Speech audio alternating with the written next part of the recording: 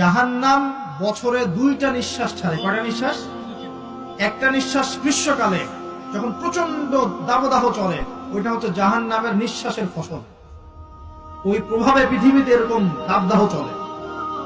এই সায়েন্স বিশ্বাস করবে? করবে না। ওর বিশ্বাসের আমার যায় আসে না। আল্লাহ পাক বলেছেন সত্য, রাসূল বলেছেন সত্য। আরেকটা হচ্ছে শীতকালে যখন প্রচন্ড ঠান্ডা, তখন শীতকালে জাহান্নামের এমন একটা জায়গা আছে যেটা কিন্তু শীতল জায়গা।